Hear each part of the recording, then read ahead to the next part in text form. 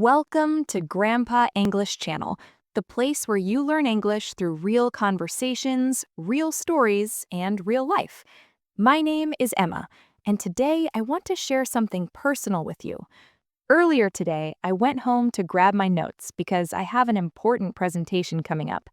I was feeling a bit nervous, especially about how to introduce myself and sound confident. When I got home, I had a conversation with my grandpa, Stephen. He's almost 80 years old, and he has a lot of life experience, not just in work, but in communication and confidence.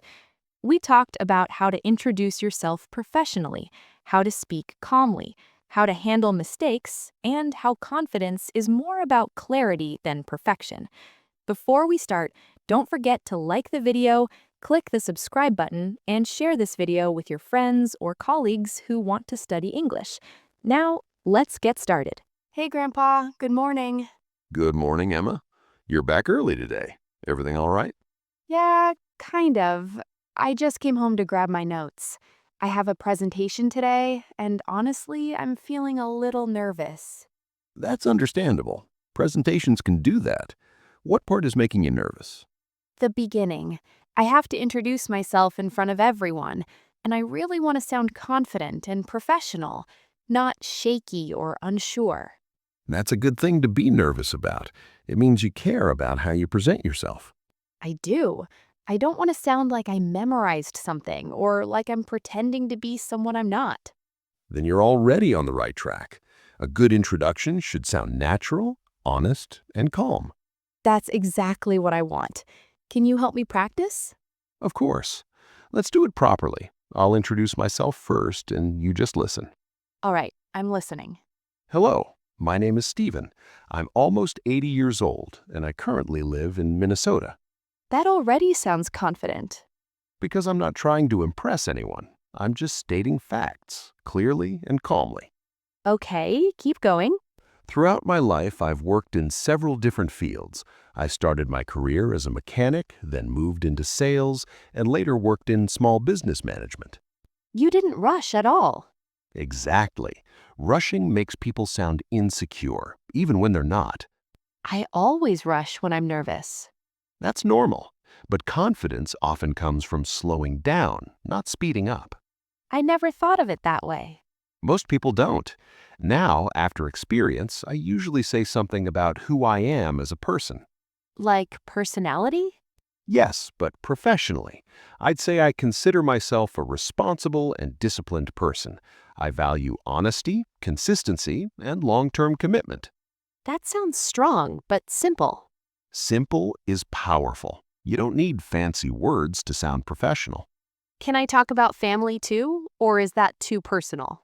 It depends on how you say it. For me, it fits naturally. How would you say it? I have one son, and he lives in Florida with his wife. They've built a stable life there, and I'm very proud of them. That doesn't feel too personal at all.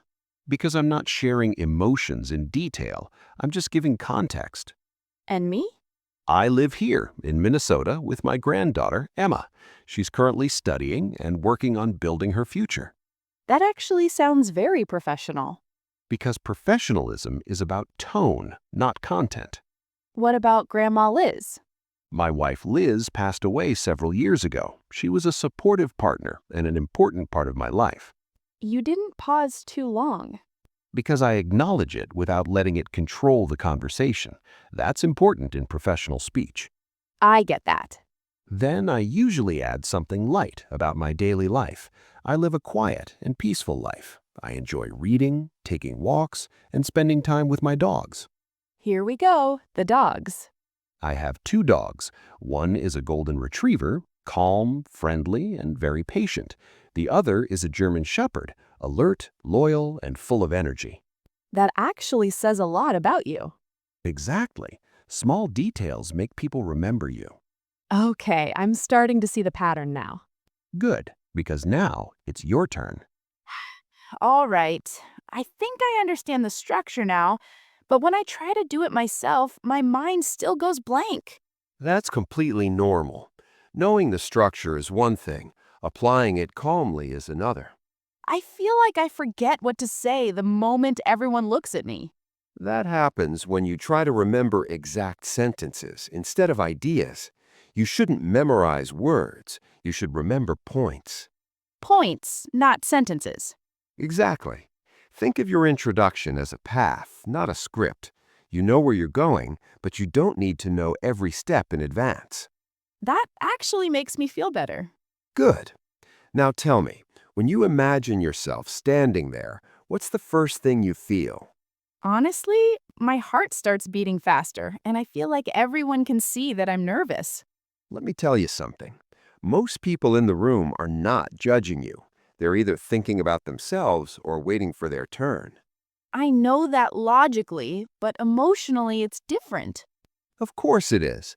That's why confidence isn't about removing fear. It's about speaking despite it. So even if I'm nervous, I can still sound confident? Absolutely. Confidence is in how you speak, not in how you feel. I like that. Now, let's slow things down a bit. Try introducing yourself again, but this time speak slower than you think you should. Slower? Yes, silence is not your enemy. Pauses make you sound thoughtful. Okay, I'll try. Take a breath first. All right. Hello, my name is Emma. I'm currently a student based in Minnesota. I'm focused on developing my skills and improving how I communicate. Good. Keep going. I'm currently focusing on my studies and improving my communication skills. Notice how calm that sounds when you slow down? Yeah, it feels strange, but in a good way. That's because your brain is no longer racing ahead of your words. Okay, I come from a supportive family, and I live with my grandfather here in Minnesota. Excellent. Now add one sentence about yourself as a person. I'd say I'm motivated, organized, and always willing to learn. Very strong ending. Now, stop. Stop? Yes, don't keep talking just because you feel nervous. Knowing when to stop is part of confidence. I usually keep talking until I mess it up. Most people do. They think more words equal more confidence, but it's usually the opposite. So, shorter can be better? Almost always, especially at the beginning. What if I forget something important? If it's truly important, you can add it later. An introduction doesn't have to carry everything at once. That takes a lot of pressure off. Good. Now let me ask you something. Why do you want to sound confident? Because I want people to take me seriously. And why is that important to you? Because I'm tired of feeling like I'm just the student or the young one. I want to feel respected. That's a very honest answer. And respect often comes from how you carry yourself, not from your age or title. Do you think people will respect me if I speak calmly? Yes, calm speech signals control. Control signals confidence. You make it sound so simple. It is simple. It's just not easy at first. When you were younger, did you ever feel like this? All the time, especially when I first moved into sales. Really? I can't imagine that. I used to doubt myself before every meeting, but over time I learned that people respond more to clarity than perfection. Clarity over perfection. Exactly. No one expects you to be perfect. They just want to understand you. That's comforting. Now, one more thing that helps a lot is posture. Posture? Yes. Sit or stand straight. Relax your shoulders and keep your head level. I usually look down. That's natural when you're nervous, but lifting your head slightly can change how your voice sounds. I didn't know that. Your body and your voice are connected more than you think. Okay, I'll remember that. Now, let's do one more round, but imagine you're talking to one person, not a room. That helps a lot already. Go ahead. Hello, my name is Emma. I'm currently a student based in Minnesota. I'm focused on developing my skills and improving how I communicate. I come from a supportive family, and I'm motivated to keep learning and growing. That sounded very natural. It felt easier this time. Because you weren't fighting yourself. You were just speaking. I think I finally understand what you mean by let it flow. Good. And remember, even if you make a small mistake, keep going. Confidence is also about recovery. So if I mess up a word, I shouldn't panic. Exactly. Correct it calmly or move on. Most people won't even notice. That's reassuring. You're doing better than you think, Emma. Thanks, Grandpa. I really needed this talk. Anytime. Now go get your notes and don't forget to breathe. I won't. And I actually feel excited now. That's a good sign. Grandpa, one thing I'm still worried about is what happens after I finish introducing myself. You mean when people start asking questions? Exactly. I'm afraid I'll sound confident in the beginning and then ruin it with my answers.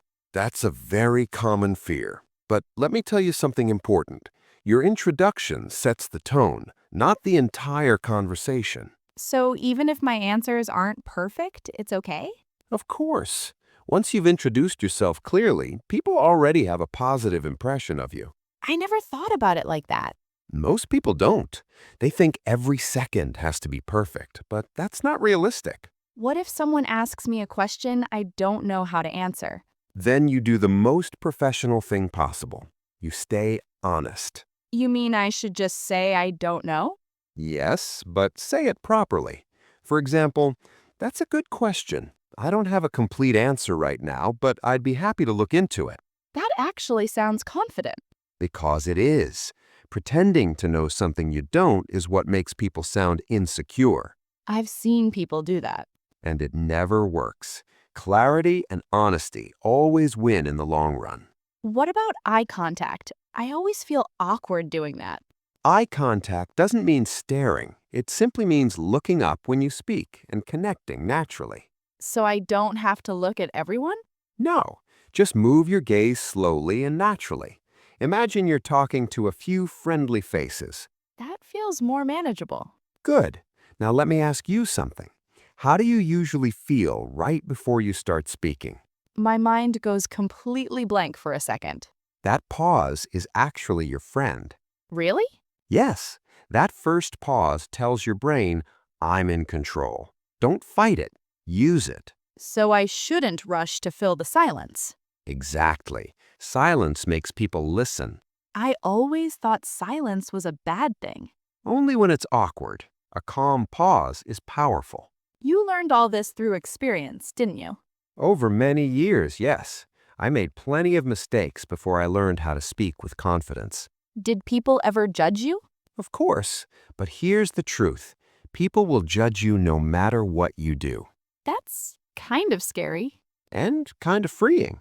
Once you accept that, you stop trying to please everyone. I think I care too much about what people think. That's natural, especially at your age. But confidence grows when you shift your focus from how do I look to what am I saying? So focus on the message, not myself. Exactly. Can we practice a situation where someone asks me something after I introduce myself? Of course. I'll pretend I'm someone in the audience. Okay, I'm ready. Tammy, thank you for the introduction. Can you tell us why you chose your field of study? All right. I chose my field because I'm genuinely interested in learning how things work, and I enjoy developing new skills. I believe it will help me grow both professionally and personally. Very good. You answered clearly and didn't rush. I felt calmer than I expected. Because you stayed focused on the question, not on yourself. What if someone interrupts me? Then you stay calm and finish your thought. You can say, let me just finish this point, and continue. That sounds confident, not rude. Exactly. Confidence and respect go hand in hand. Do you think confidence changes with age? It does. When you're younger, confidence often comes from approval. When you're older, it comes from acceptance. Acceptance of what? Acceptance of who you are, strengths, weaknesses, and all. I like that idea. You don't need to be someone else to sound confident. You just need to be comfortable being yourself. That takes a lot of pressure off. Good. Now, let me give you one last piece of advice. I'm listening. Before you speak, remind yourself of one simple thing. You belong in that room. You belong in that room. Yes, you're not there by accident. You earned your place. That actually makes me feel strong. Good. Carry that feeling when you speak. I will. Thank you, Grandpa. I feel much more confident now. I'm glad to hear that. Now go get ready, and remember, speak calmly and trust yourself. I will. Wish me luck. You don't need luck. You're ready. Grandpa, can I ask you something a bit uncomfortable? Of course you can. Go ahead. What if I make a mistake while I'm talking? Like, I say the wrong word or I forget what I wanted to say next. That's not uncomfortable at all. That's one of the most important things to talk about. Because that's what I'm really afraid of. Let me tell you something very clearly. Making a mistake does not ruin your confidence. Panicking about it does. So the mistake itself isn't the problem? No, the reaction is. I usually freeze when I realize I messed up. That's natural. But confidence is not about avoiding mistakes. It's about handling them calmly. How do you do that? First, you accept that mistakes are normal. Second, you keep your tone steady. Third, you move forward. What if it's a language mistake? Then you correct it briefly or ignore it and continue. For example, you can say, "Sorry, let me rephrase that," and keep going. That sounds simple but powerful. Exactly. People respect someone who stays calm under pressure.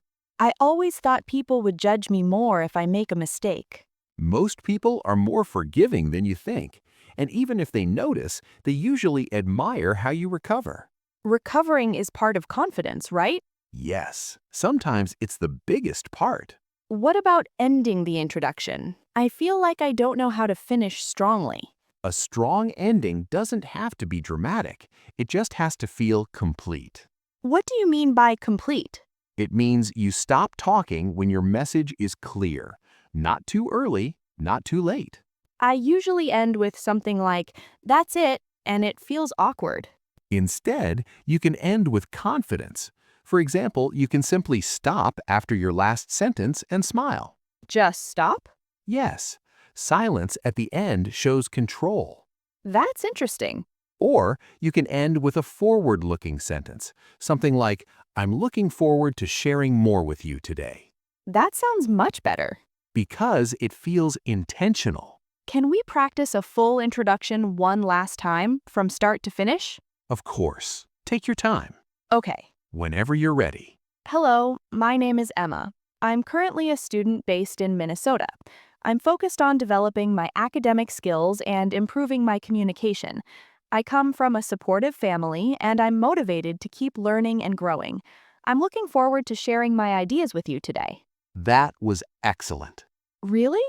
Yes, you sounded calm, clear, and confident. I still felt nervous inside.